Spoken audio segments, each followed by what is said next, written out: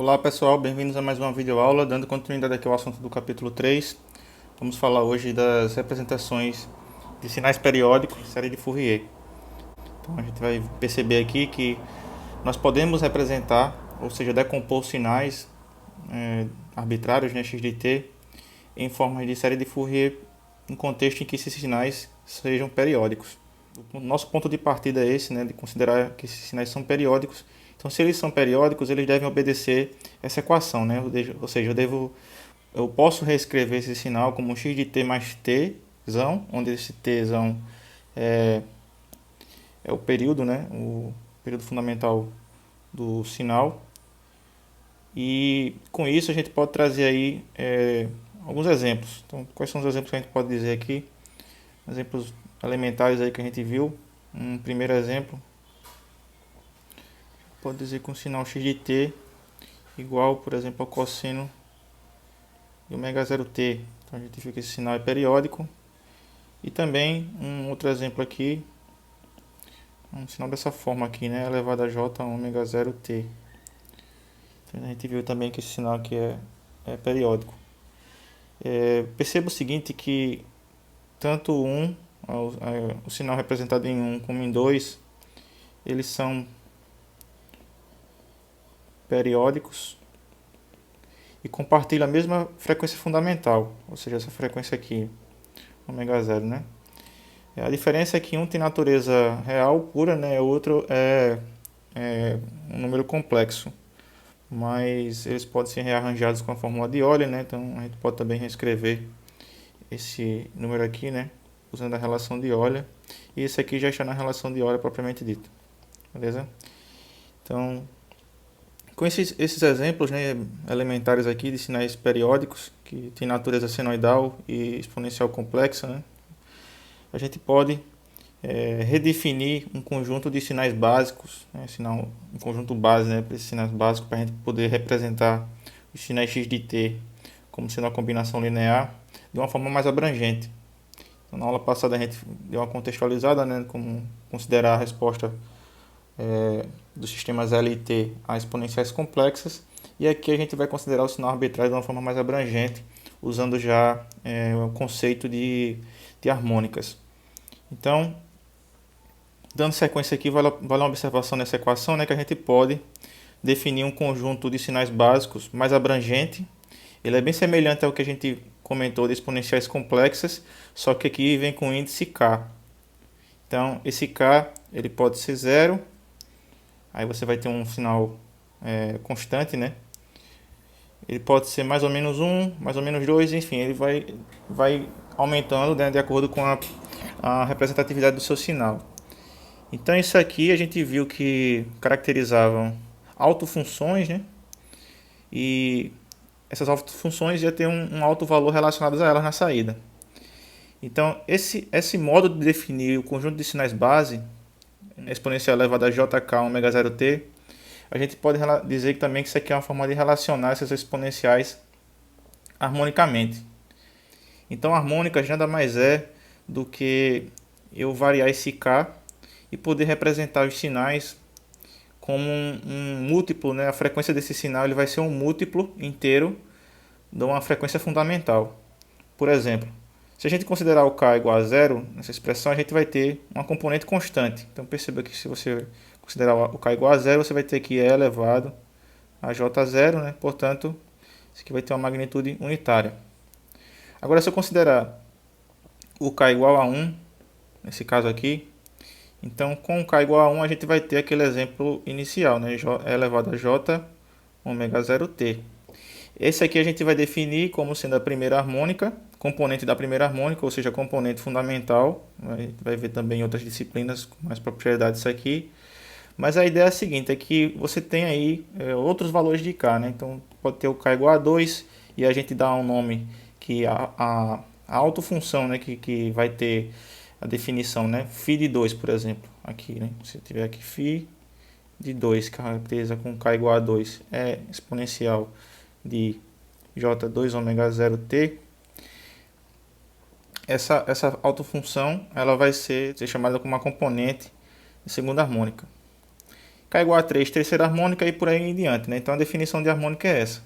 E aí se eu juntar todos esses sinais, definido como se fosse um conjunto básico, ou seja, fazer um somatório, né, desses sinais, ou seja, escrevendo como se fosse uma combinação linear de φ de K, e dizer que essa combinação linear vai ser o meu x arbitrário de t, eu chego nessa expressão aqui, né, uma forma mais abrangente de definir e representar os sinais.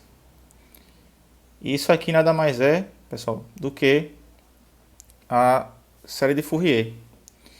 Então a série de Fourier nada mais é do que isso aqui. Eu vou deixar aqui destacadinho em laranja, né, para ficar mais nítido aqui, com você chamar a atenção que esse modo de representar o x de t, né, como sendo uma somatória do coeficiente AK, são pesos, né, multiplicados por exponenciais complexas harmonicamente relacionadas. Aí quando eu falo harmonicamente relacionadas, eu estou chamando a atenção para esse parâmetro K aqui, né, que ele pode ser igual a 0, pode ser 1, 2 e pode ser n, né, dependendo da ordem do sistema.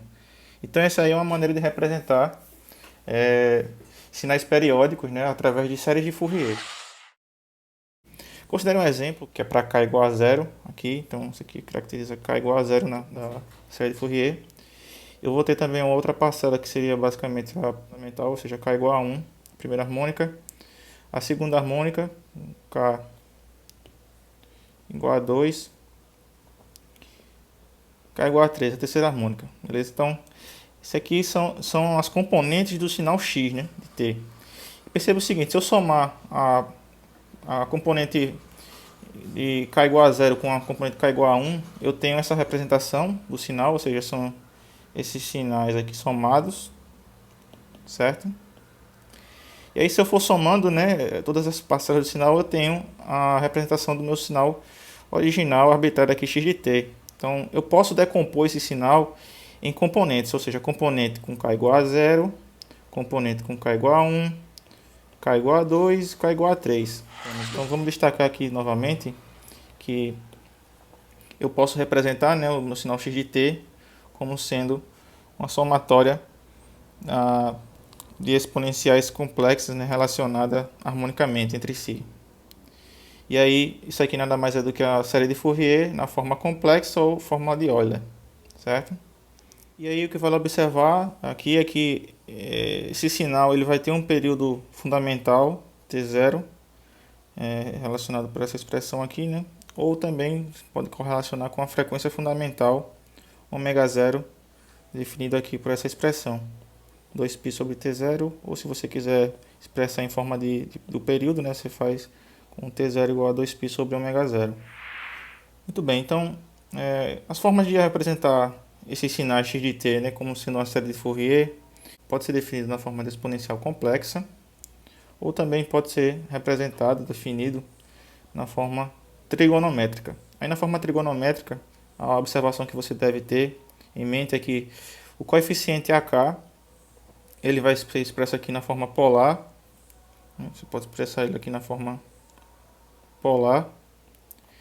E aí, quando você fizer as manipulações, né, substituir na expressão geral da exponencial da série de Fourier, você vai poder representar o sinal dessa maneira aqui, ó. A diferença básica, né, que você pode perceber que eu mudo os índices do somatório aqui, ao invés de ser de menos infinito a infinito, vai de 1 a infinito. Ou também, essa aqui na forma polar, você pode também representar ele, o coeficiente, né, aqui, AK, na forma retangular, certo? Então, você vai chegar aqui nessa expressão com coeficientes B maiúsculo K e C maiúsculo K, certo? Aqui tem um detalhe, né, que não é cosseno, não é seno. Beleza? Então, olha essa observação aí. Vou mandar a correção depois. Mas beleza, então tem essas duas formas de representar. Vai ter uns casos particulares, né? Algumas maneiras é melhor representar na forma trigonométrica, outras na forma exponencial complexa. Mas aí, como é que eu determino essa representatividade, né, do sinal x de t? Ou seja, como é que eu vou calcular os coeficientes, esses coeficientes aqui AK, né, para poder reconstruir o meu sinal x de t. Aí você vai poder recorrer para essas seguintes equações, né? Que o coeficiente AK você pode usar essa expressão aqui, ou seja, então essa aqui é chamada também de equação de síntese, e a equação de análise, que é também chamada, por isso que a gente tem essa questão da análise de Fourier, é que você pode, uma vez determinado o AK, você reconstrói o seu sinal x de t por essa expressão aqui, que é a que a gente definiu como uma série de Fourier na forma complexa, certo? Então fica como um exercício aqui demonstrar, né? Fazer essa demonstração de como é que a gente acha esses coeficientes AK. Determinando o AK, a gente consegue reconstruir o sinal perfeitamente. E aí, para finalizar aqui essa videoaula, vale uma observação importante, que na prática, né, o nosso sinal x de t, a gente já viu como expressar ele em forma de exponenciais complexas relacionadas harmonicamente, mas a gente pode, na prática, representar esse sinal truncado. Então, basta você truncar aí a série de Fourier para um determinado valor n, então, seja n igual a 50, 80, né? Então você vai fazer o k aí igual a n, que esse n é um número inteiro. Então, beleza, pessoal? Então era isso. Agradecer e até a próxima.